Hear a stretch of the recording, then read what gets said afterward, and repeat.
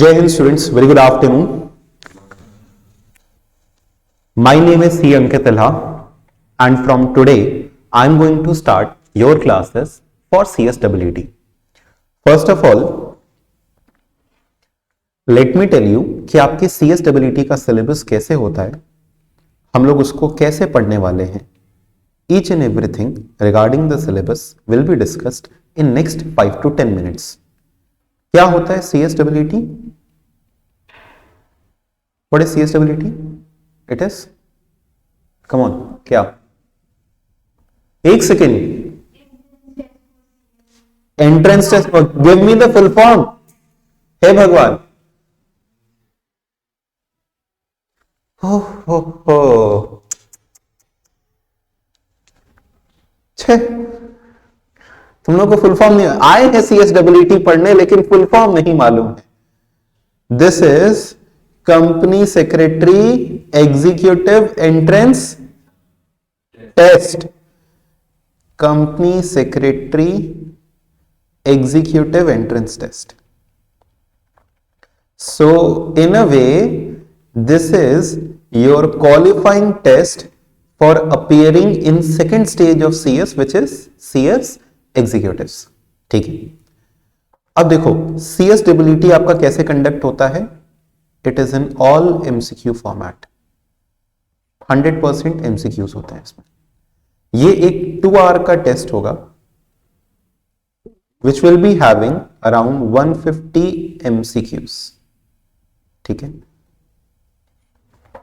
अब देखो इसका स्ट्रक्चर कैसे करके डिवाइडेड है. मेनली इसमें चार सब्जेक्ट्स हैं जो कि रखे गए. कौन से 4 सब्जेक्ट्स रखे गए? सबसे पहला है आपका बिजनेस कम्युनिकेशन. फर्स्ट सब्जेक्ट कौन सा है आपका? Business communication. दूसरा है आपका लीगल एप्टीट्यूड, और लीगल एप्टीट्यूड के साथ में ही आप सीखते हैं logical reasoning. Third subject is economics and business environment. And your fourth subject is current affairs.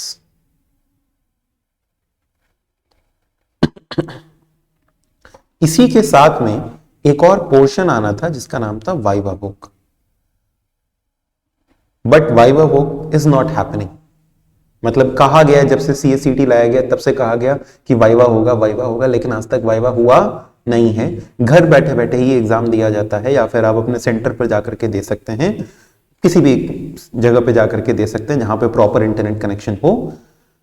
Business communication, legal aptitude and logical reasoning, इसको हम लोग LA एंड LR भी कह देते हैं शॉर्ट में. इसको कह देते हैं EBE and this is current affairs. हम लोग इसको कैसे कैसे करके पढ़ते हैं, सारी बातों को आप लोग एकदम ध्यान से सुन लेना. ये शुरुआत का जो एक इंट्रोडक्शन पोर्शन है, दिस इज वेरी इंपॉर्टेंट. हम लोगों के पास में स्टडी मटेरियल्स कौन कौन सी होती हैं?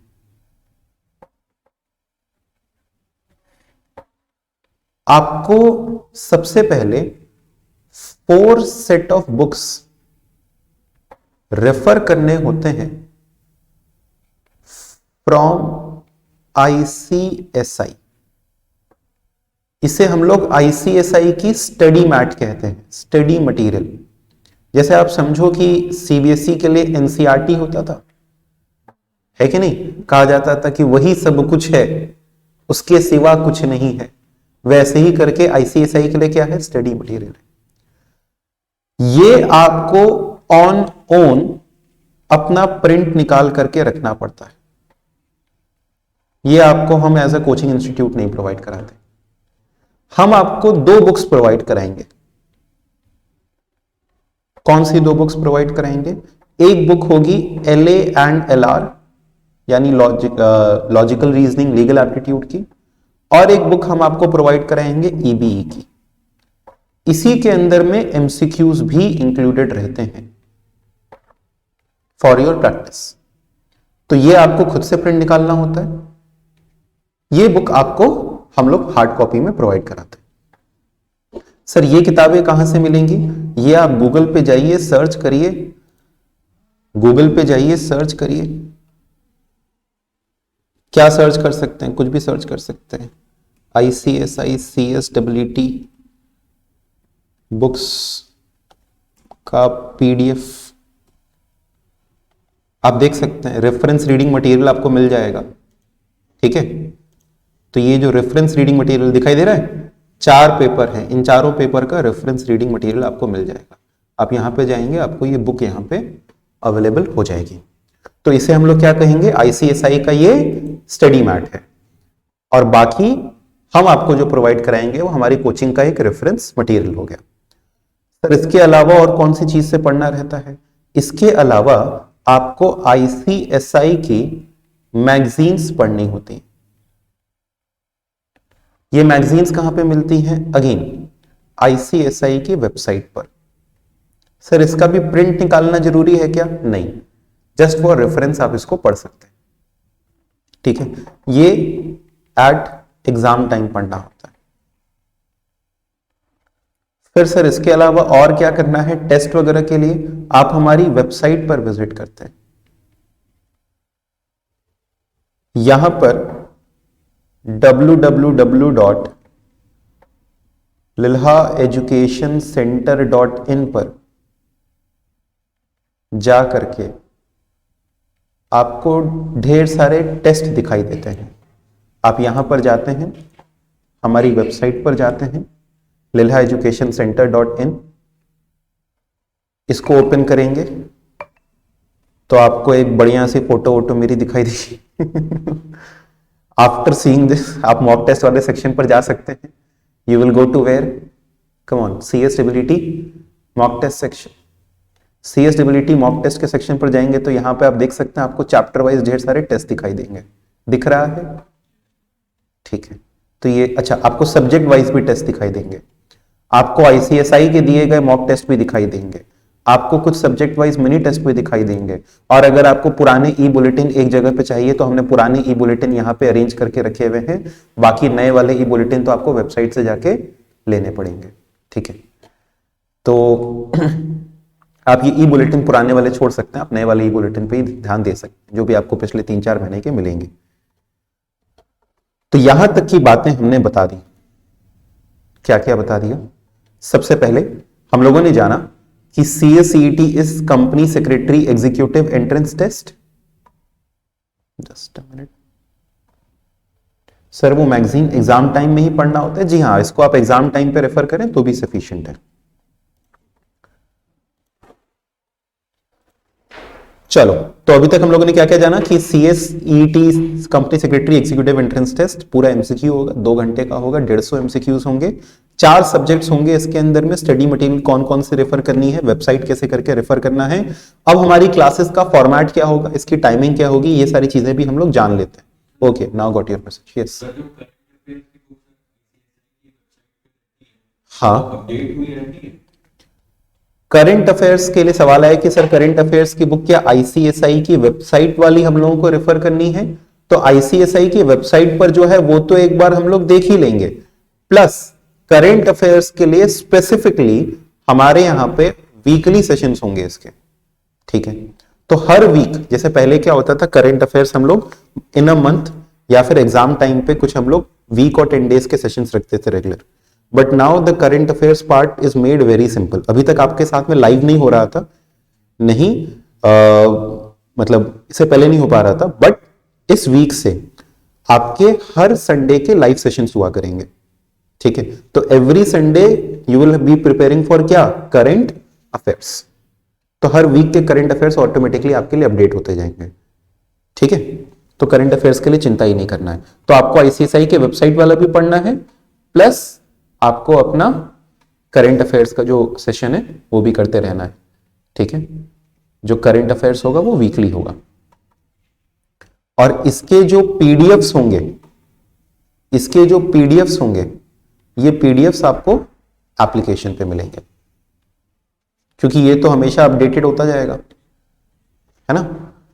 तो इसके पीडीएफ आपको एप्लीकेशन पे मिल जाएंगे। खत्म बात, क्लियर है? ओके। फिर इसके बाद नेक्स्ट हमारी क्लासेस 3 फॉर्मेट में चलती हैं। सबसे पहला ऑफलाइन लाइव, जैसे अभी आप लोग अटेंड कर रहे हैं ऑफलाइन लाइव। दूसरा होता है ऑनलाइन लाइव, जो कि अभी हमारे साथ में ऑनलाइन लाइव स्टूडेंट्स जोड़ करके कर रहे हैं।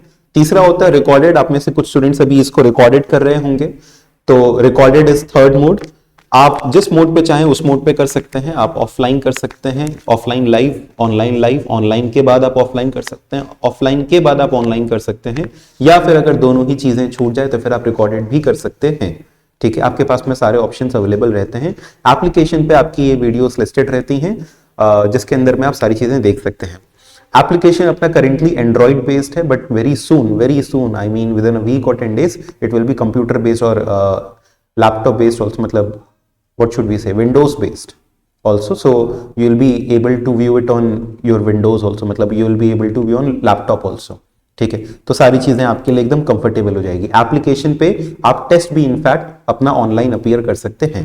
So everything is going to be sorted out. I hope आपको यहां तक चीजें समझ में आ गई होंगी। करेंटली जो क्लास शेड्यूल हमने आपके साथ में शेयर किया है, टुडे इज मंडे राइट, तो on Monday, Wednesday and Friday I will be taking your sessions for now, and Sunday obviously one day is for current affairs, ये तो फिक्स है अपना। For now I've decided the sessions to be taken from 12:30 to 2.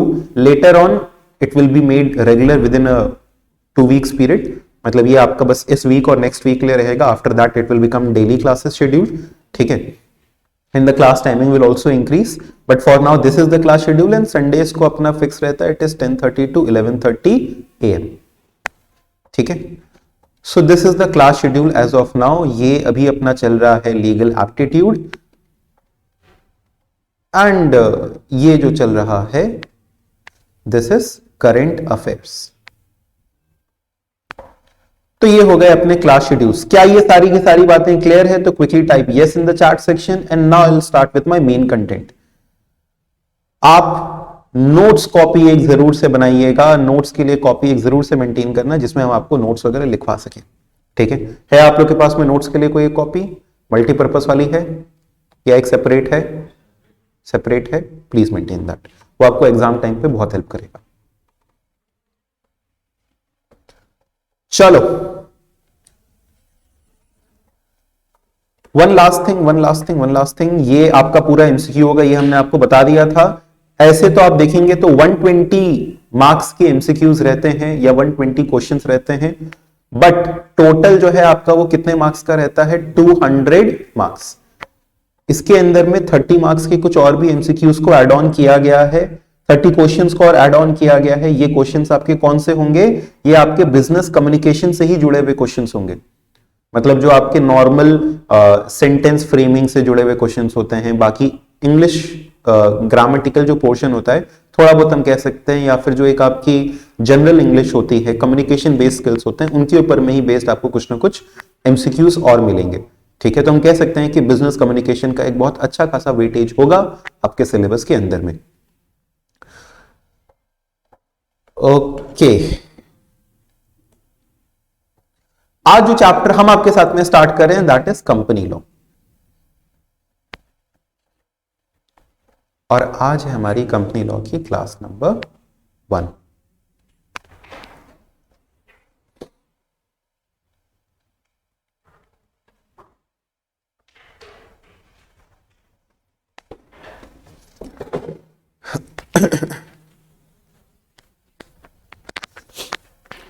Okay, everybody please focus. What do you mean by the word company? What do you mean by the word company? हम लोग कहते हैं what is company? A company is a artificial judicial person having separate legal entity, perpetual succession, यही सब होता है। चलिए फटाफट एक बार हम लोग इसको लिखते हैं। What is a company? A company is an artificial judicial person, artificial judicial person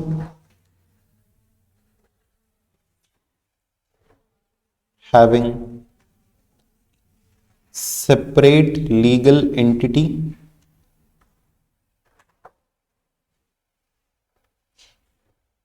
and perpetual succession,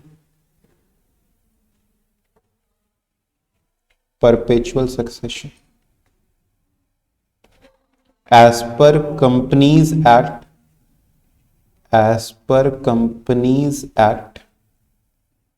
2013,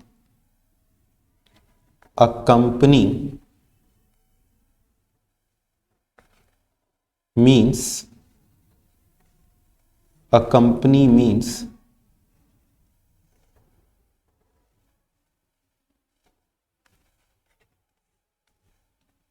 a body corporate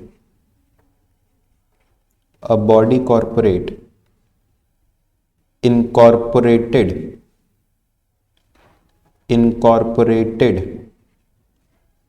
under this act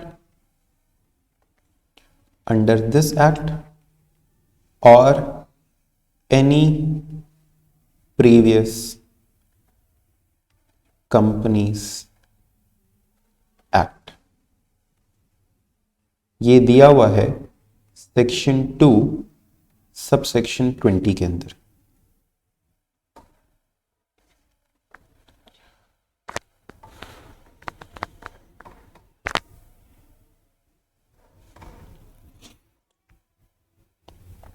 सुनो भाई, कंपनी सिंपली मीन्स क्या? Company is taken from a word com panis which means coming together.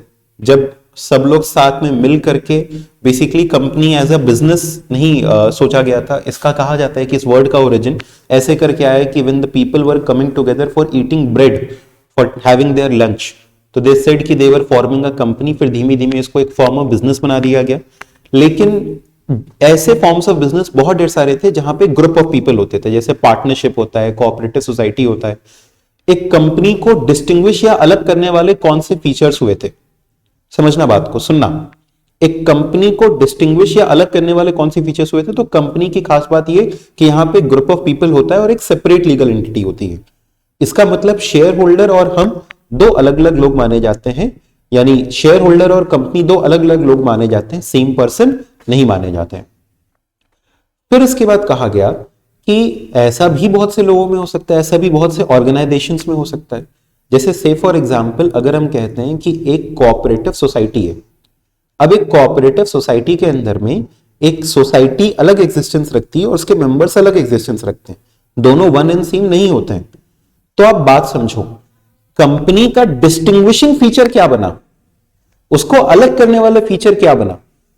कैसे हम कह सकते हैं कि नहीं ये कंपनी और ये कोऑपरेटिव सोसाइटी है, दोनों में अलग अलग फीचर्स क्या हुए? कुछ तो होता होगा। तो उनको बहुत क्लियरली डिफरेंशिएट करने के लिए हमको बहुत कुछ लिखना पड़ जाता। कह रहे नहीं, कंपनी में बोर्ड ऑफ डायरेक्टर्स होते हैं, कंपनी में शेयर होल्डर्स होते हैं, कोऑपरेटिव सोसाइटी अलग होती है, वो तो बिजनेस करने के लिए नहीं बनती है। तो ये सवाल आ सकता था, कंपनी भी आप बिजनेस नहीं करने के लिए बना सकते हैं, नॉट फॉर प्रॉफिट बना सकते हैं। तो बहुत सी ऐसी बातें इधर उधर की आती। तो समझो, लॉ बनाने वाले ने सिंपल सी बात कही, कंपनी क्या? कंपनी वो जो कि कंपनी के तौर पे बनाई गई। मतलब what is a company? A company means any body corporate which is incorporated under this act. This act मतलब कौन सा एक्ट? Companies act 2013। लेकिन कंपनीज एक्ट 2013 से पहले भी तो कंपनीज बनती थी, 1956 था इससे पहले। तो वो वाली कंपनीज को भी हम कंपनी मानेंगे। तो कंपनीज एक्ट 2013 में ऐसी कहीं डेफिनेशन नहीं लिखी हुई है, लॉ में कहीं ऐसी डेफिनेशन नहीं लिखी हुई है कि company means an artificial judicial person having separate legal entity perpetual succession ना, क्योंकि ये तो कहीं में हो सकता है। लॉ में क्या डेफिनेशन लिखा गया? लॉ में डेफिनेशन लिखा गया कि a company means a body corporated incorporated under this act, यानी कंपनीज एक्ट 2013 या फिर एनी प्रीवियस कंपनी लॉ या कंपनीज एक्ट। बात समझ में आई? क्या ये क्लियर हुआ? Everybody in the live session please confirm, ये डेफिनेशन लिखने की क्या जरूरत पड़ी? क्या ये आपको क्लियर हुआ?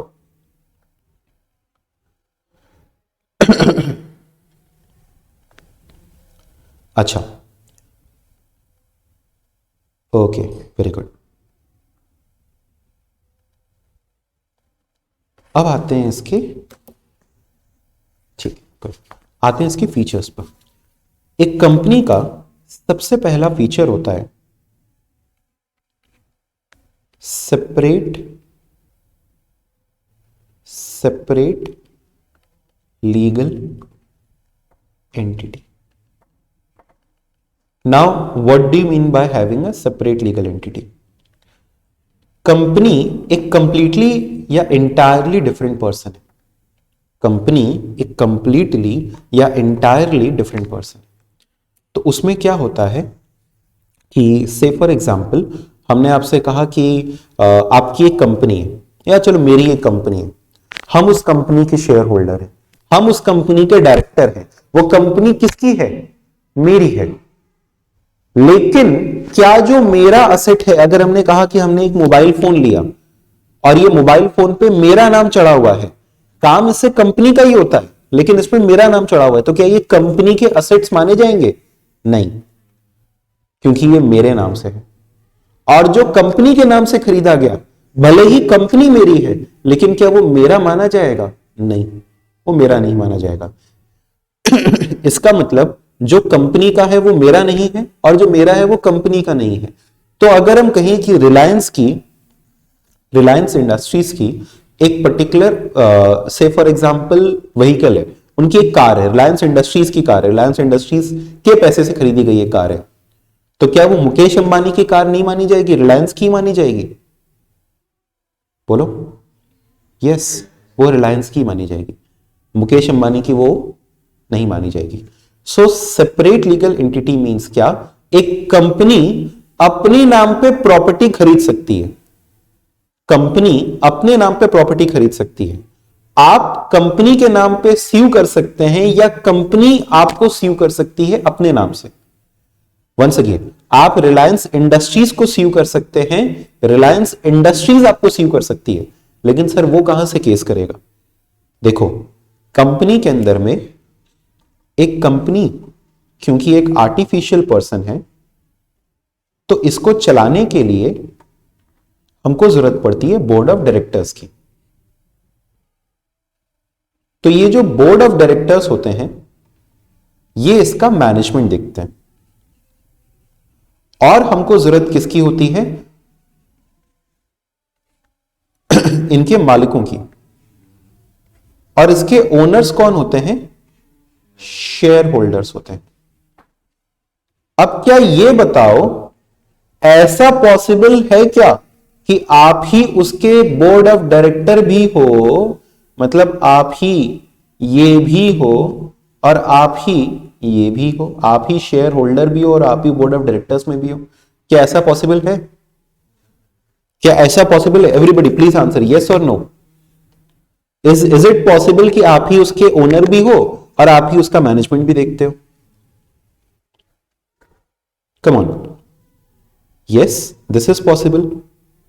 This is possible. Mukesh Ambani is the managing director of Reliance industries. He is also the biggest share holder of Reliance industries. वो मैनेजिंग डायरेक्टर भी है और शेयर होल्डर भी है.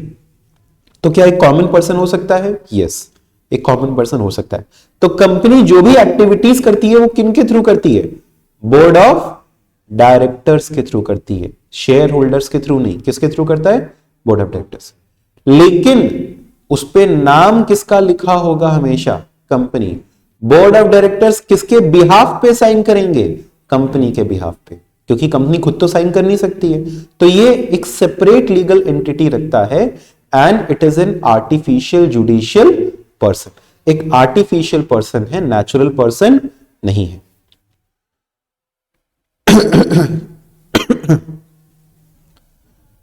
लिखते हैं, since a company has separate legal entity,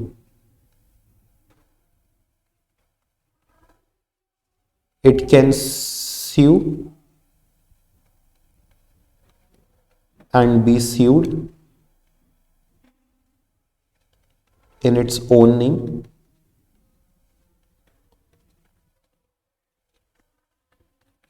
own property,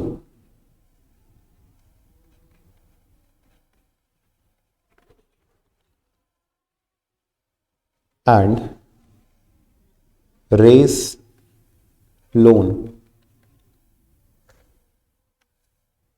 in its name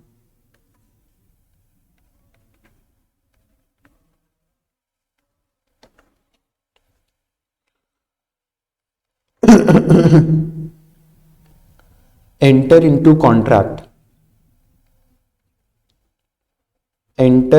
contracts in its own name.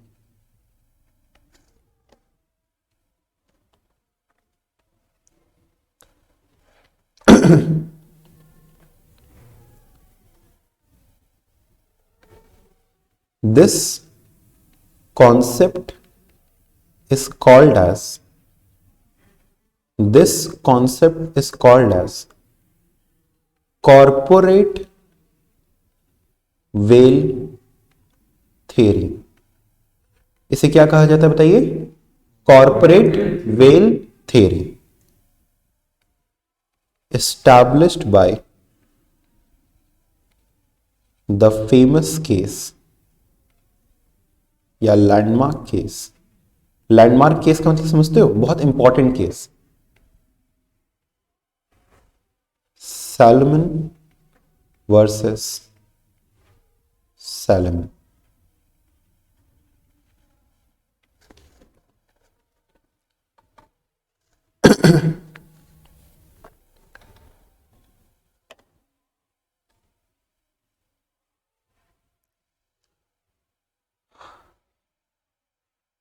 Done.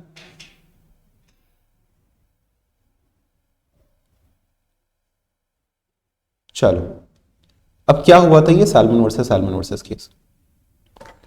ये salmon versus salmon के केस में क्या हुआ था? एक बड़ा ही समझदार व्यक्ति था, इसका नाम क्या था? सैलमन।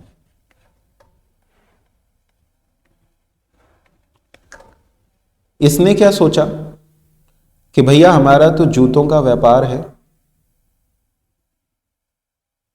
हमको ये व्यापार अगर आगे बढ़ाना है तो अब जो हमारा बिजनेस है, पहले ये बिजनेस चलता था प्रोप्राइटरशिप के फॉर्म में। अब सर जब तक आपका प्रोप्राइटरशिप है तब तक क्या चीजें हैं? एक, आपके और आपके बिजनेस की एंटिटी अलग अलग नहीं है। दो, आप किसी और से पैसा रेज नहीं कर सकते हो कैपिटल के फॉर्म में। तीन, अनलिमिटेड लायबिलिटी होती है। अनलिमिटेड लायबिलिटी का मतलब क्या होता है कि अगर कोई क्रेडिटर है जिसने पैसे उधार देके रखे हुए हैं आपके बिजनेस को, तो एक तरीके से ये उधार आपका है। अगर आप ये उधार नहीं चुका पाते हैं जो कि आपने बिजनेस के लिए लिया था, तो वो आपके घर के भी असेट्स को बेच सकता है। मतलब आपके पर्सनल असेट्स को भी क्लेम किया जा सकता है। आपके पर्सनल असेट्स को क्लेम किया जा सकता है कब? अगर आप अपनी लायबिलिटीज को न चुका पाए तो समझो प्रोप्राइटरशिप में ना सबसे बड़ा खतरा क्या नजर आता है? Unlimited liability. अनलिमिटेड लायबिलिटी का मतलब क्या कि if a person is unable to pay its dates,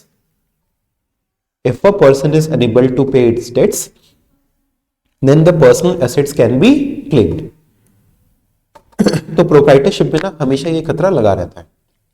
company के केस में क्या होता है कि आप जो भी लेना है कंपनी से लोगे। जो भी लेना है किससे लोगे? कंपनी। तभी आप देखते होगे कि बड़ी बड़ी कंपनियां डूब गई, लेकिन फिर भी जो उसका मालिक है हो सकता है कि वो आज भी मजे से घूम रहा है। तो आप सोच सकते हो कि अरे ऐसे कैसे हो गया? क्योंकि उसके पर्सनल एसेट्स है। ठीक है, कंपनी डूब गई तो क्या? कंपनी की जितनी भी बकाए हैं तो क्या? किसके पास एसेट्स पड़े हुए? जो उसके शेयर होल्डर्स होंगे, डायरेक्टर्स होंगे, उनके पर्सनल एसेट्स आज भी सेफ है। जो भी गया वो किसका गया? कंपनी का गया। ठीक है, तो प्रोप्राइटरशिप इनका बिजनेस था सोलोमन का। अब इसके बाद समझो क्या हुआ। हुआ ये कि इनके मन में आया अब ऐसा किया जाए, अपने बिजनेस को थोड़ा और आगे बढ़ाने के लिए हम इसको कंपनी फॉर्म में कन्वर्ट करते हैं। तो अब इन्होंने इस प्रोप्राइटरशिप बिजनेस को छोड़ा और अब इन्होंने क्या शुरू कर दिया, अपनी कंपनी। लेकिन जैसे ही ये कंपनी बनाने की बात आई, तो कंपनी बनाने के लिए तो इनको और भी लोगों की जरूरत थी। कंपनी बनाने के लिए तो और भी लोगों की, कंपनी बनाने के लिए कितने लोगों की जरूरत पड़ती है? प्राइवेट कंपनी है तो मिनिमम 2, पब्लिक कंपनी है तो मिनिमम 7। इन्होंने एक कंपनी बनाई और कंपनी बना करके इन्होंने कहा कि इसमें अब हमारे बीवी और बच्चे भी शेयर होल्डर बनेंगे। तो इसमें और कौन कौन शेयर होल्डर बन गया? बीवी और बच्चे। ठीक है, लेकिन समझो इसने क्या चालाकी किया, इसने कहा कि भाई अब इस कंपनी के अंदर में समझना हुआ क्या, इस कंपनी में इन्होंने अपना बिजनेस दिया और बदले में इस कंपनी से क्या ले लिया? Equity shares. क्या ले लिया? Equity shares. बोलो यहां तक की बात ठीक है? इसके से फॉर एग्जाम्पल इन्होंने 17,996 शेयर, 17,996 शेयर्स खुद ले लिए और इन सबको एक एक शेयर दे दिया। तो टोटल कितने शेयर्स हो गए? 18,000 शेयर्स, 18,000 शेयर्स। मतलब सर ये लोग तो बस नाम भर के लिए थे। हाँ, नाम भर के लिए थे, लेकिन थे शेयर होल्डर्स। अब इसके बाद समझो क्या किया इन्होंने। फिर इसने कहा कि अभी भी पूरा पैसा नहीं मिला है। मान लो हमने 25,000 का बिजनेस दिया था कंपनी को, तो कंपनी हमको 25,000 के शेयर्स दी थी, लेकिन इसके बदले इन्होंने क्या किया, खुद को ही कंपनी के सिक्योर्ड डिबेंचर्स इशू किए। बोलो क्या इशू किया? Secured debenture. डिबेंचर क्या होता है? एक तरीके का उधार होता है।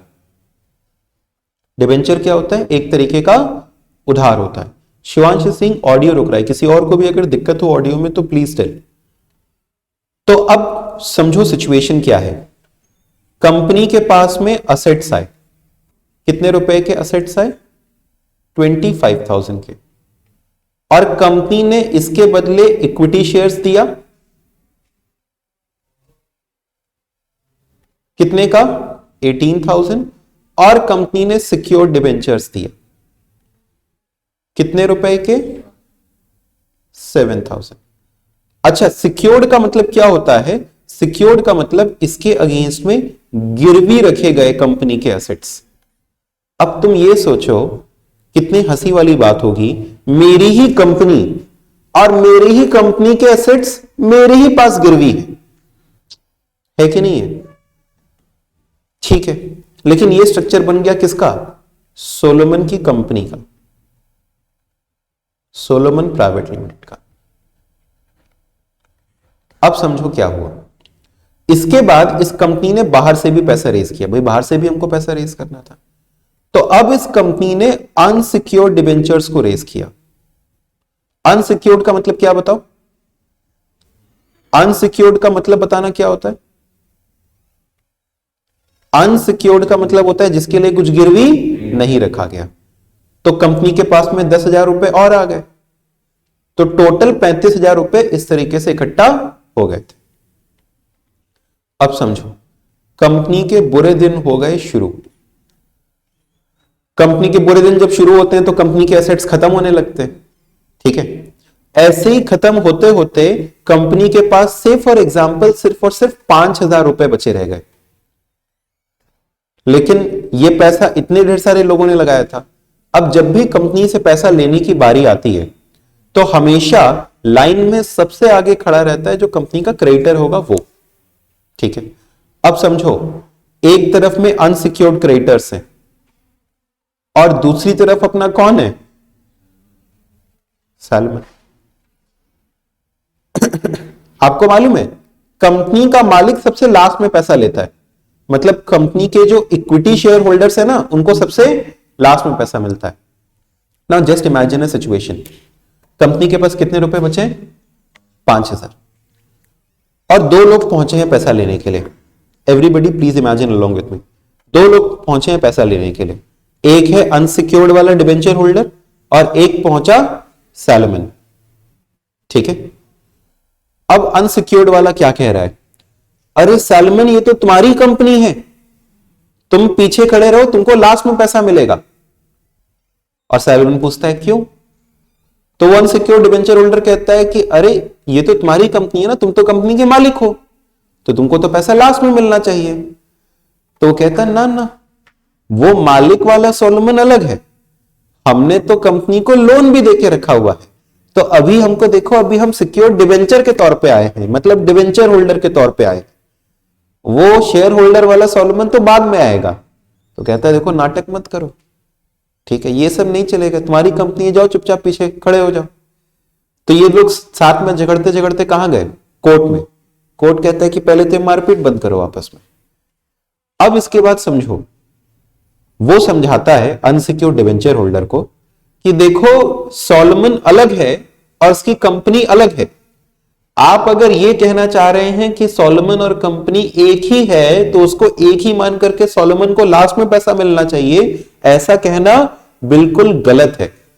सोलोमन अगर सिक्योर्ड डिबेंचर्स रखता है कंपनी के, तो उसको वही राइट मिलेंगे जैसा किसी भी XYZ पर्सन को मिलता। अगर हम कहें कि ये सोलोमन के पास ना होकर के किसी और के पास होता, तो उसको पहले पैसा मिलना चाहिए था ना। भैया पहले पैसा किसको मिलेगा? जिसके पास कुछ गिरवी रखा गया है, तो पहला अधिकार तो उसी का होगा, फिर बचता तो फिर दूसरा तुमको मिलता।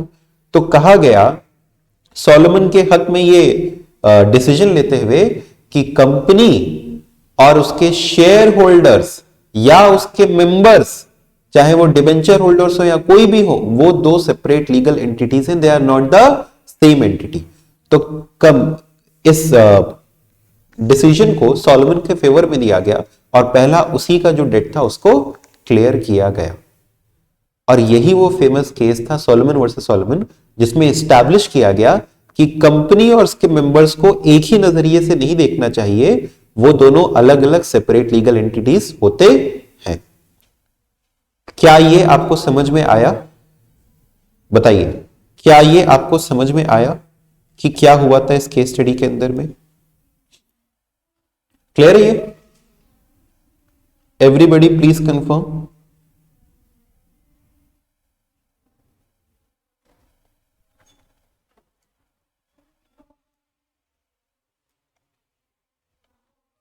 सिंपल सी बात, everyone please confirm with yes और नो। सिंपल सी बात ये थी कि अगर इसके पास में अपनी ही कंपनी के डिबेंचर्स थे, तो भी इसको एक अलग एंटिटी के रूप में देखा गया, इसको एज अ शेयर होल्डर या इसको एज द सेम पर्सन नहीं देखा गया। चलो नेक्स्ट। अगर किसी का कुछ छूट जाए, किसी को कुछ लिखना हो तो बताना।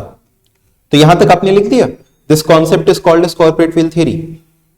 कम ऑन एवरीबॉडी, क्या आपने यहां तक लिख लिया? This concept is called as corporate veil theory established in the landmark case of Salomon versus Salomon. Noted?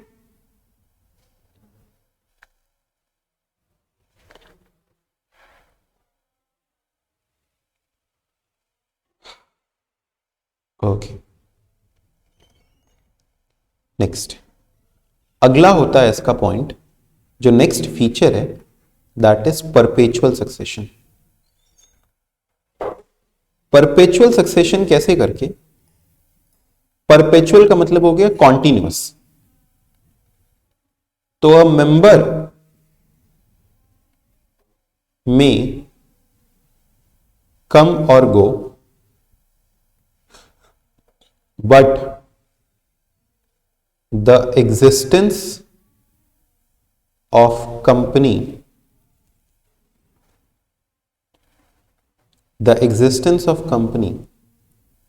remains unaffected। जो कंपनी की एग्जिस्टेंस है वो कैसे रहेगी? अनअफेक्टेड रहेगी, उस पर कोई इफेक्ट नहीं पड़ेगा। The existence of company can be brought to end only by law through winding up procedure। Through winding up procedures. मतलब कंपनी के बंद करने के प्रोसीजर को क्या कहते हैं? Winding up. ठीक है, तो हम लोग ये नहीं कहते कि कंपनी क्लोज डाउन हो गई, कंपनी वाइंड अप हो गई। ठीक है, अच्छा जैसे कंपनीज का रजिस्ट्रेशन जो होता है ना, कंपनीज का रजिस्ट्रेशन होता है आरओसी के पास। किसके पास होता है? आरओसी। आरओसी का पूरा नाम होता है registrar of companies. Registrar of companies. तो रजिस्ट्रार ऑफ कंपनीज क्या करता है? अपने पास एक रजिस्टर बना करके रखता है और उसमें सारी कंपनियों का नाम लिखेगा, ये कंपनी इस नंबर की, ये कंपनी इस नंबर की, ये कंपनी इस नंबर की। तो जब भी एक कंपनी वाइंड अप हो जाती है तो उसका नाम स्ट्राइक ऑफ कर दिया जाता है। बोलो क्या किया जाता है? स्ट्राइक ऑफ, मतलब उसका नाम काट दिया जाएगा उसके रजिस्टर में से, तब जाकर के हम कहते हैं कि वाइंडिंग अप कंप्लीट हो गया। ठीक है, तो जब तक उसका नाम रजिस्टर ऑफ कंपनीज में से काट नहीं दिया जाए तब तक कंपनी आपकी वाइंड अप नहीं हुई है, वो अभी भी एग्जिस्टिंग है। तो the existence comes to an end, existence comes to an end। Registration तो दोनों के लिए कंपल्सरी है, प्राइवेट कंपनी सबके लिए। ओनली व्हेन रजिस्ट्रेशन होना ही जरूरी है, बिना रजिस्ट्रेशन के कैसे कंपनी बनेगी? प्रोप्राइटरशिप का रजिस्ट्रेशन कराना जरूरी नहीं है, लेकिन company is a separate legal entity. It comes into existence by law, और उसका एग्जिस्टेंस खत्म भी कैसे होगा? By law. So the existence comes to an end only when the name is struck off from register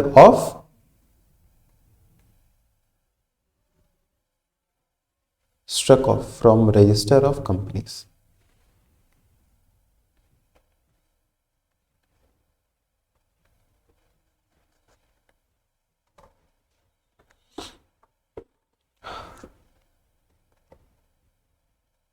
चलो, ये clear हो गया?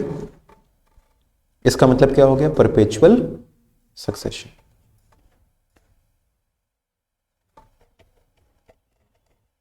नेक्स्ट टाइम, नेक्स्ट, इसके बाद थर्ड फीचर इसका क्या होता है? थर्ड फीचर क्या होता है? जैसे हम लोगों ने कहा सेपरेट लीगल एंटिटी, वैसे ही करके एक और फीचर होता है, इसको हम अलग से हालांकि लिखेंगे नहीं, बट यही एक फीचर है which is artificial judicial person. Artificial judicial person का मतलब क्या हुआ? It is not a natural person, not a natural person, but an artificial person created by law।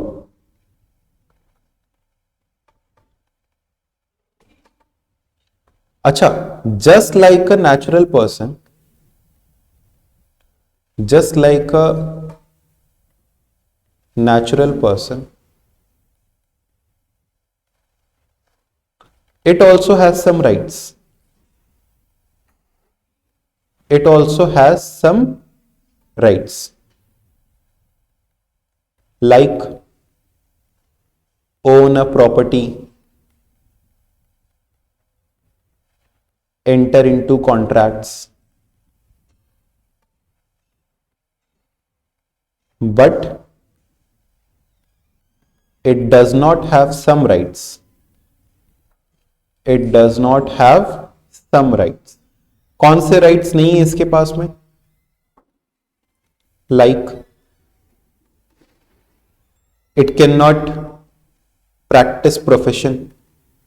कोई कंपनी सीए हो सकती है क्या? सीएस हो सकती है क्या?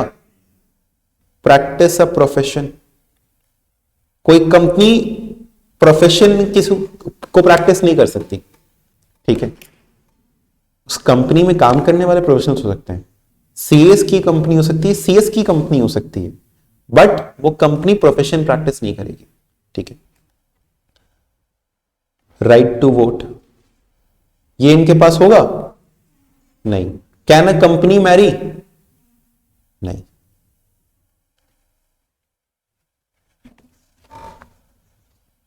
नहीं हो सकता। ये मत कहना सर वोडाफोन आइडिया किए तो, नहीं, उसे अमलगमेशन कहते हैं। सर सीएस की कंपनी है पर सीएस प्रैक्टिस क्यों नहीं करता? सीएस की कंपनी है तो समझो, जब भी आपकी ऑडिटिंग होगी या ऐसा कुछ होगा तो वो सीएस करेगा अपनी पर्सनल कैपेसिटी पे। सर बहुत सारे सीएस ज्वाइन होके भी तो कर सकते हैं। हमने कहा कि जैसे 4 सीएस हैं, ठीक है, 4 सीएस हैं, 4 सीएस ने मिलकर के एक प्राइवेट लिमिटेड कंपनी बना लिया। इनका नाम था ABCD। इन्होंने एक ऑडिट कंडक्ट किया और ये ऑडिट रिपोर्ट है। इस ऑडिट रिपोर्ट पे कंपनी का नाम नहीं लिखा जाएगा, क्योंकि कंपनी ऑडिट करने की अथॉरिटी नहीं रखती है। कंपनी ने सीएस नहीं किया है, सीएस किसने किया है? ए ने, बी ने, सी ने, डी ने। आपको मालूम है हमारे देश में कोई भी कंपनी ये सब नहीं कर सकता, फर्म कर सकती है। फर्म का मतलब क्या हुआ? Partnership firm. LLP भी कर सकता है, लेकिन कंपनी को नहीं कहा जाता, क्योंकि कंपनी हमेशा एक सेपरेट लीगल एंटिटी होती है।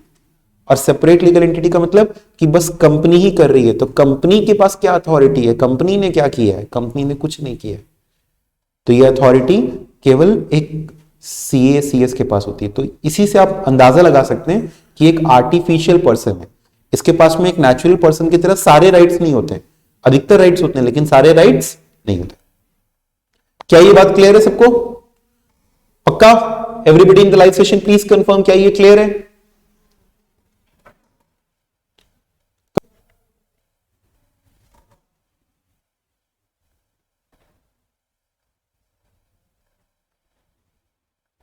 ठीक है, वेरी गुड।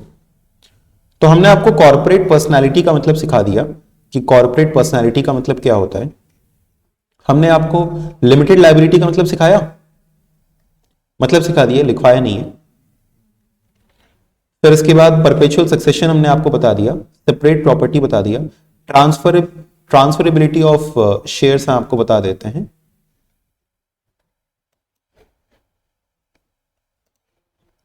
पहले एक हम लोग पॉइंट लिख लेते हैं, limited liability.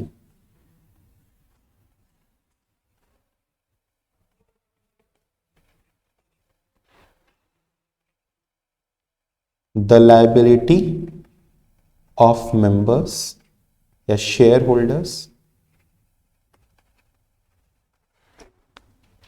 Is limited to the extent of share capital.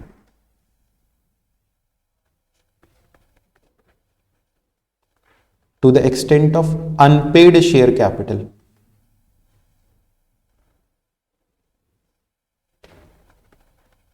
Subscribed by them.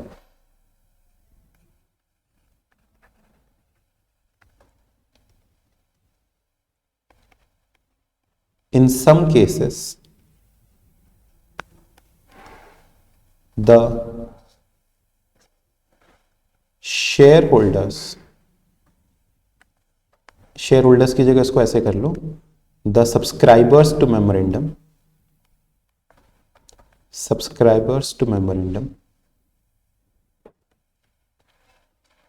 are also liable for guarantees given by them. जितना उन्होंने गारंटी दिया हुआ है उसके लिए भी वो लायबल होते हैं। इसका सिंपल सा फंडा समझो, अगर आपने एक कंपनी के 10,000 शेयर्स खरीदे थे एट द रेट ₹10 ईच, ठीक है, आपने इतना सब्सक्राइब किया था, बट जो आपका पेड अप है वो 10,000 शेयर्स के ऊपर में केवल 8 इज पेड अप, यानी अनपेड कितना है, अनपेड कितना है अभी 2, 10,000 इंटू 2, 20,000। तो किसी भी हालत में आपसे 20,000 रुपए से ज्यादा नहीं मांगा जा सकता। सिंपल सा फंडा। सर अगर हमसे 10 का 10 रुपया पूरा मांग लिया गया, क्योंकि जनरली होता यही है, हम लोग ये सब अकाउंट्स में ना सीखे, शायद आपने भी अकाउंट्स में सब किया होगा एंट्री की, पहले 4 रुपए मांग रहा है, फिर 2 रुपए मांग रहा है, फिर 4 रुपए, इतना कोई नहीं करता है। एक बार में मांग मांग करके पैसा खत्म। ऐसे ही अगर 4-4 2-2 करके मंगाना है तो हम कम ही शेयर इशू करेंगे। क्यों, पहले एक बार शेयर इशू कर लिए, फिर 4, फिर 2। लेकिन फिर भी अगर हम कहें कि कुछ अनपेड हिस्सा है, तो जितना अनपेड हिस्सा है उतने तक के लिए आप लायबल हैं, अदरवाइज आप लायबल नहीं है। ठीक है, तो जब कंपनी बंद हो रही होगी तो इतना तक तो मांगा जा सकता है, इसके अलावा आपसे कुछ भी पैसा नहीं मांगा जा सकता है। ठीक है, अब समझो नेक्स्ट, इसके आगे सुनो। अगर कुछ केसेस की बात किया जाए तो एक कंपनी होती है called as guarantee company. Guarantee company के केस में जो एक डॉक्यूमेंट प्रिपेयर किया जाता है उसका नाम होता है मेमोरेंडम ऑफ एसोसिएशन। क्या नाम होता है इसका? Memorandum of association. अब मेमोरेंडम ऑफ एसोसिएशन के अंदर में क्या होता है कि आपको यह लिखना पड़ता है कि आपके मेमोरेंडम में या फिर आपकी कंपनी में कौन कौन इनिशियली सब्सक्राइब कर रहा है, और उसमें कुछ सब्सक्राइबर्स अपना गारंटी देते हैं कि अगर कंपनी बंद हो रही है तो इनकेस पैसा कम पड़ता है तो हम अपने पास से देंगे पैसा, अपने पर्सनल एसेट्स में से देंगे, ऐसी हम गारंटी देते हैं। हर केस में नहीं, केवल कुछ केसेस में। कौन से केसेस में? गारंटी कंपनी के केस में। तो अगर आपकी एक नॉर्मल कंपनी है तो अलग बात है, लेकिन अगर आपने अपनी पर्सनल गारंटी दे रखी है तो फिर आप उसके लिए भी लायबल होंगे। ऐसा केवल कौन सी कंपनी के केस में होगा? गारंटी कंपनी के केस में होगा, जिसके अंदर मेमोरेंडम ऑफ एसोसिएशन नाम के एक डॉक्यूमेंट के अंदर लिखा जाता है कि आप कितने कितने की गारंटी दे रहे हैं। अदरवाइज आप केवल कितने तक के लिए लायबल हैं? To the extent of unpaid share capital subscribe. ठीक है, लेकिन अगर गारंटी कंपनी के केस में आप जितना गारंटी दिया है आपने उसके लिए भी लायबल होंगे। यहां पे आप लिख सकते हैं in case of guarantee company या फिर फॉर गारंटी कंपनी, यही ब्रैकेट में लिख लीजिए for guarantee company.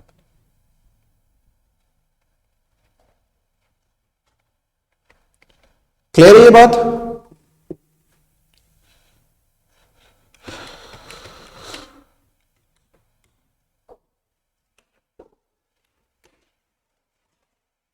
Is this clear?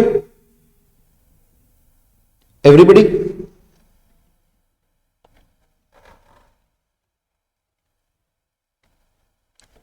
चलो next.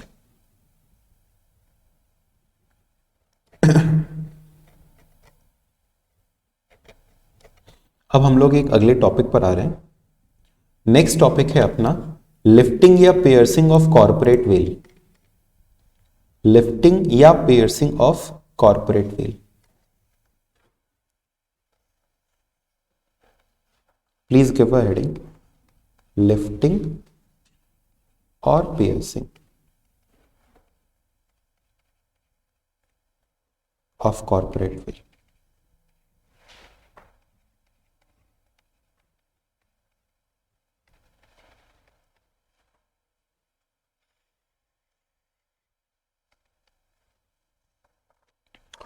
Now what does this mean? Lifting या पियर्सिंग ऑफ कॉर्पोरेट वेल का मतलब क्या होता है? से फॉर एग्जाम्पल हमने आपसे कहा कि आप एक कंपनी बनाते हो। कंपनी किस लिए बना रहे हो? Let me take an example. मान लो आयुष एक स्टूडेंट है अपना, और आयुष ने एक कंपनी बनाई। आयुष के देखने में सीधा साधा लगता है? क्या आयुष देखने में सीधा साधा लगता है? हाँ, लेकिन क्या ये है? नहीं।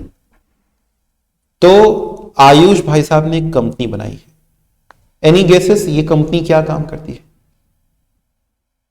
ये कंपनी पूरा 2 नंबर का धंधा करती है। आपको मालूम है पीयूष जैन, अच्छा प्रत्युष जैन के घर में जो पैसे पकड़े गए थे वो किनके थे? इनके थे। अरे इत्र और ये भी क्या कहते हैं कि भैया हमारा किस चीज का व्यापार है? इत्र का व्यापार है। लेकिन क्या इनका इत्र का व्यापार है? नहीं। ये भी हवाई चप्पलों में इधर से उधर घूमते फिरते हुए पाए जाते, लेकिन इनका पूरा का पूरा 2 नंबर का धंधा है। अब समझो क्या हुआ। इनके घर पे भी एक दिन ऐसे ही करके लोग आए इंस्पेक्शन के लिए। इन्होंने बना रखी थी कंपनी, चैप्टर तो पढ़ लिया था मस्त, सेपरेट लीगल एंटिटी। इन्होंने भी बना रखी थी कंपनी। कंपनी का नाम इन्होंने रखा धोखाधड़ी प्राइवेट लिमिटेड। धोखाधड़ी प्राइवेट लिमिटेड, ठीक है। तो एक दिन इनके यहां पर भी आते हैं इनकम टैक्स के ऑफिसर्स, आ करके कहते हैं कि अरे आपके यहां पे तो जो इतना ढेर सारा पैसा पड़ा हुआ है, ये सब तो पैसा आप ही का है और ये सारे के सारे जो काले कारनामे हैं ये आप ही के हैं, चलो हमारे साथ जेल में। तो आयुष कहता है ना ना ना, ये सारा मेरा नहीं है, ये सारा पैसा किसका है? धोखाधड़ी प्राइवेट लिमिटेड का है। क्यों? क्योंकि ध्यान से देखिए, मेरे और कंपनी के बीच में ये क्या है? कॉर्पोरेट वेल है। क्या है हम दोनों के बीच में बताओ? कॉर्पोरेट वेल है। हम अलग हैं, कंपनी अलग है। बहुत खराब कंपनी है साहब, ले जाइए इस कंपनी को, बंद कर दीजिए उसको दीवारों के पीछे। बताओ ऐसे में कौन गुस्सा आ जाएगा? ऐसे में कौन गुस्सा आ जाएगा? ये तो गुस्सा नहीं, ये तो वो दिखाई दे रहा है, दुख दिखाई दे रहा है। ऐसे में कौन गुस्सा आ जाएगा? इनकम टैक्स का ऑफिसर। वो कहेगा हटाओ इस कॉर्पोरेट वेल को, भाड़ में गया ये कॉर्पोरेट वेल, और चलो हमारे साथ, क्योंकि इस कॉर्पोरेट वेल की आड़ में ये सारे के सारे काले कारनामे कौन कर रहा है? आयुष कर रहा है। इस कॉन्सेप्ट को हम लोग कहते हैं लिफ्टिंग या पियर्सिंग ऑफ कॉर्पोरेट वेल। आप कंपनी का नाम लेकर के जो चाहे सो करते रहेंगे और बाद में कहेंगे कि हमने नहीं, कंपनी ने किया, सेपरेट लीगल एंटिटी थी। नहीं, इस केस में जो अल्टीमेटली फंसेगा वो वही होगा जो उस कंपनी को मैनेज कर रहा था। इस कंपनी को मैनेज कौन करते हैं?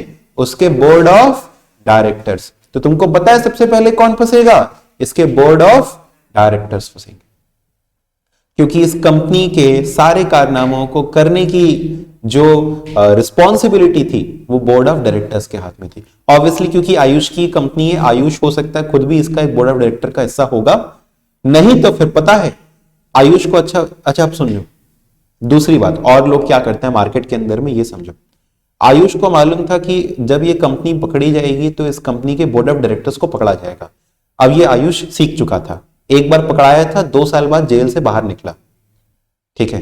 अब 2 साल बाद जेल से बाहर निकल करके कहता है कि नहीं, इस बार तो नहीं पकड़े जाएंगे, हमको मालूम है बोर्ड ऑफ डायरेक्टर्स को पकड़ा जाता है। तो अब इसने दूसरी कंपनी बनाई, धोखाधड़ी 2 प्राइवेट लिमिटेड। अब ये क्या करता है, अब अपने ही घर के एक रामू काका को पकड़ता है और कहता है कि ऐसा है, आज तक हमने आपको क्या दिया? कहते हैं कुछ नहीं। तो कहता है कि आज मेरा मन है कि हम आपको अपनी कंपनी का डायरेक्टर अपॉइंट करेंगे। तो ये अपने घर में एक रामू काका को पकड़ता है और उनको, ठीक है, with due respect to all the person with that name, please do not feel offended if anybody comes up, ठीक है, बट ओके। तो if this person Ramu Kaka is made as the director of this company, तो बताओ किसको पकड़ा जाएगा? रामू काका को पकड़ा जाएगा। लेकिन बाद में जब ये जान जाएगा कि असल में इसके भी पीछे कौन है, आयुष है, तो फिर से इसको पकड़ करके जेल में डाला जा सकता है। तो समझो this concept is called as lifting या piercing of corporate veil, which simply says कि आप कॉर्पोरेट पर्दा लगा करके या कंपनी का नाम लेकर के कंपनी की आड़ में आप कोई भी इलीगल एक्टिविटी नहीं कर सकते हैं। it will be disallowed and the real culprit, the real responsible person will be punished. ठीक है, this is called as lifting a piercing off. Sir ऐसा कब होता है? अभी आपने बताया कि सर अगर कोई इलीगल धंधा हो रहा है तो फिर उस केस में ऐसा किया जाएगा। और कौन कौन से केसेस होते हैं जिसके अंदर में ये कॉर्पोरेट वेल को हटा दिया जाएगा और जो रियल कल्प्रिट है उसको पनिश किया जाएगा? तो ये केसेस हम आपको बताते हैं। पहले ये कॉन्सेप्ट बताओ, समझ में आया? Everybody in the live session please confirm कि आपको ये कॉन्सेप्ट समझ में आया, लिफ्टिंग या पियर्सिंग ऑफ कॉर्पोरेट वेल का।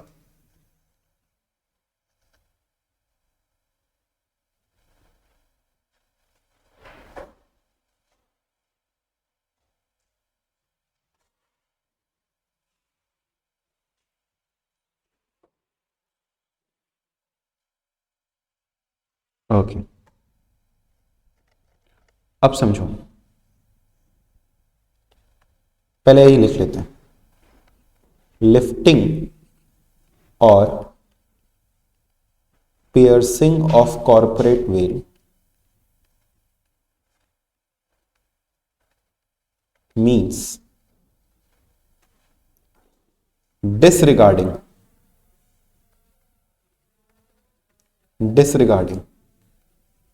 the corporate personality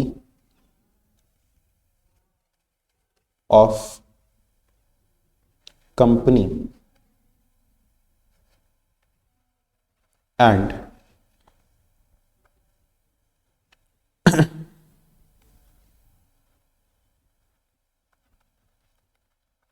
looking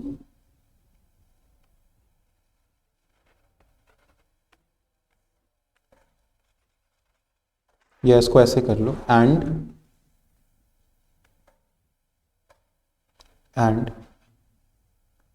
punishing the person actually responsible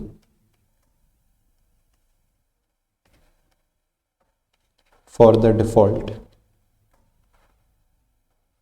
मतलब जिसने डिफॉल्ट किया है या वॉयलेशन जिसने किया है।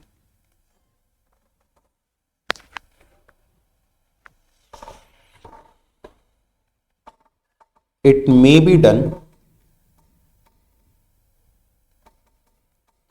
in the following cases: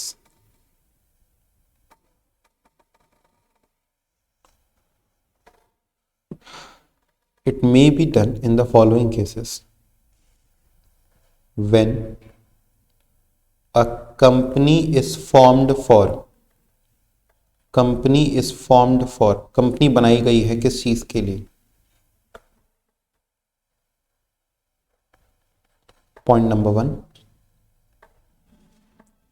tax evasion के पर्पस के लिए। टैक्स इवेजन के पर्पस के लिए अब समझो कंपनी टैक्स इवेजन के पर्पस के लिए कैसे बनाई जा सकती है। से फॉर एग्जांपल हमने कहा कि मेरे पास में, चलो ठीक है, तुम लोग ऐसे ले मत लेना, हम ऐसा गलत नहीं करेंगे, और करेंगे तो उसको सही ढंग से करेंगे। तो फिर हमने टैक्स इवेजन के पर्पस के लिए कंपनी बनाया। अब हम क्या करते हैं, पैसा किसका है? मेरा है, लेकिन हम अपने पास अगर पैसा दिखाएंगे तो फिर हो सकता है हमको टैक्स ज्यादा भरना पड़ जाए। तो हम कहते हैं कि ये पैसा हम किस में लगा देंगे? कंपनी के अंदर लगा देंगे। ठीक है, ये पैसा हम किस में लगा देंगे? कंपनी में लगा देंगे। कंपनी के मालिक बन गए हम। अब जो भी कमाई होगी वो किसके नाम से होगी? कंपनी के नाम से होगी। और अब इस कंपनी के पास जो पैसा आएगा वो हम अपने पास ले लेंगे। ठीक है, वापस से ये पैसा जो भी हम कमाते थे डायरेक्टली, उसके ऊपर हमको टैक्सेस ज्यादा देने पड़ते थे। ठीक है, अब होता क्या है, जो सुपर रिच पीपल होते हैं उनका टैक्स जो है ना वो ज्यादा बनता है, लेकिन जो कंपनीज होती हैं उनका टैक्सेस कम हो सकता है। अब मान लो हम आते हैं सुपर रिच कैटेगरी में, तो हमको 40% का टैक्स देना पड़ जाता है, लेकिन अगर आप एक छोटी कंपनी, आपको 25% का टैक्स देना पड़ेगा, तो हम 15% बचा सकते हैं। तो हम क्या करेंगे, जो मेरे नाम पे बिजनेस था हम उसको किसके नाम पे चलाएंगे? कंपनी के नाम पे। और अब कंपनी के पास जो पैसा आता है उसको हम अपने पास ले लेंगे डिविडेंड के रूप में। किस रूप में ले लेंगे? डिविडेंड के रूप में ले लेंगे। तो अल्टीमेटली पैसा तो आ गया मेरे ही पास, बस वो किस रूट के थ्रू आ गया? कंपनी के रूट के थ्रू आ गया। तो उससे हमारे टैक्सेस की बचत हो गई कि नहीं हो गई? हो गई। हम कितना देते थे? 40%। कंपनी को कितना देना पड़ रहा है? 25%। 15% का क्या हो गया? सेविंग। तो कंपनी अगर टैक्स रिवीजन के पर्पस के लिए बनाई जाए तो उसकी कॉर्पोरेट पर्सनालिटी को डिसरिगार्ड किया जा सकता है और इनकम टैक्स कह सकता है कि नहीं, आप ही को इसके ऊपर में पूरा का पूरा टैक्स देना पड़ेगा। ठीक है, हालांकि ये प्योरली इलीगल नहीं है, लेकिन अगर इलीगल ढंग से किया जाए या गलत तरीके से एकदम किया जाए तो फिर गलत है, नहीं तो फिर इसको करने में क्या ही गलती है? हमने कंपनी बना लिया, ठीक है, जेन्युइन है, हम उनसे पैसा ले रहे हैं, वो भी जेन्युइन है, इसमें गलती क्या है? कुछ गलत है क्या? नहीं। लेकिन हां, अब कई बार क्या किया जाता है कि हम पैसा इसके अंदर में अलग अलग सोर्सेस से ले रहे हैं। जैसे मान लो मेरा पैसा है, लेकिन हम दिखा नहीं रहे कि मेरा पैसा है। अरे भाई, कंपनी में भी तो कहीं से पैसा आया होगा, तो हमने क्या किया? हमने दिखाया नहीं कि वो मेरा पैसा है। समझो, एक कंपनी में पैसा लगा, हम उसमें पैसा लगाते तो फिर हमको बताना पड़ता है ना इनकम टैक्स डिपार्टमेंट को मेरे पास कहां से पैसा आया। तो हमने दिखाया कि अरे यहां से आया पैसा, वहां से आया पैसा, इधर से आया, उधर से आया। अल्टीमेटली लेकिन वो पैसा है किसका? मेरा ही है। इट इज जस्ट लाइक कि तुम लोगों ने वो देखा होगा शिवाजी द बॉस में कि उसका अपना पैसा है, लेकिन वो 100 जगह पे उस पैसे को बांट करके अपने पास ही मंगा लेता है ताकि वो जेन्युइन लगे। तो वो सही है कि गलत है? गलत चीज है, वो चीज गलत है आपका अपना पैसा। तो वैसे ही करके कंपनी में अगर आप अपने पैसे कोई 4 जगह से मंगा रहे हो तो एक तरीके से आप कंपनी का बस इस्तेमाल कर रहे हो उस ब्लैक पैसे को व्हाइट करने के लिए। तो टैक्स इवेशन के पर्पस से अगर कंपनी बनाई गई है तो उसकी कॉर्पोरेट पर्सनालिटी को डिसरिगार्ड किया जा सकता है। पॉइंट नंबर 2, और कौन कौन से केसेस में कॉर्पोरेट पर्सनालिटी को डिसरिगार्ड किया जा सकता है? अगर कोई इलीगल एक्टिविटी है,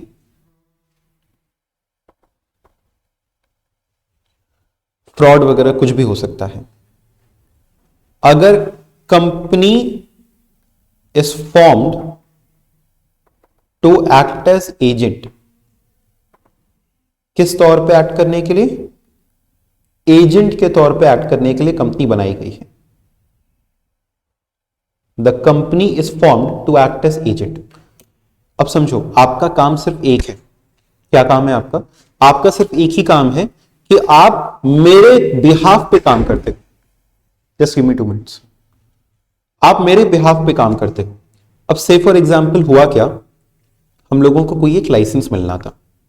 ठीक है, हमको एक लाइसेंस मिलना था। सरकार ने कहा कि एक आदमी को शहर में एक ही लाइसेंस मिलेगा। कोई भी एक लाइसेंस मान लेते हैं, एक आदमी को शहर में एक ही लाइसेंस मिलेगा।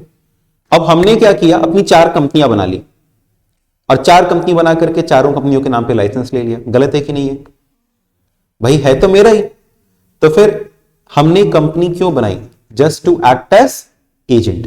तो इस केस में भी क्या ऑपरेट होगा? लिफ्टिंग या पियर्सिंग ऑफ कॉर्पोरेट वेल। तो ये कुछ 3 केसेस हैं जो कि हमने आपको लिखवाए हैं। रिमेनिंग केसेस हम आपके साथ नेक्स्ट क्लास में डिस्कस करेंगे। आज क्योंकि मेरा जस्ट एक इंट्रोडक्शन क्लास था आपके साथ फॉर सीएसडब्ल्यूटी, इसमें हमने आपको एक आपके कोर्स का ओवरव्यू दे दिया। आई होप आपको ये भी क्लियर हो गया होगा। आज अपनी फर्स्ट क्लास थी जिसमें हमने कुछ features corporate veil, lifting and piercing of corporate well के कॉन्सेप्ट के बारे में भी सीखा कि what do mean by lifting या पियर्सिंग ऑफ कॉर्पोरेट वेल। इसके और कौन कौन से केसेस हो सकते हैं, इसकी चर्चा हम लोग नेक्स्ट क्लास में मिलेंगे। तो thank you so much students for joining this session. अगर आपको यहां तक समझ में आया है तो please give me a final yes and then I leave your class, because अब नेक्स्ट क्लास भी शुरू होने वाली है। आई थिंक कुछ स्टूडेंट्स ने ज्वाइन भी कर लिया है।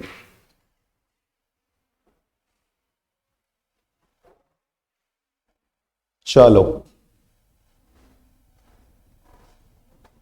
Thank you, bye bye. Any doubts?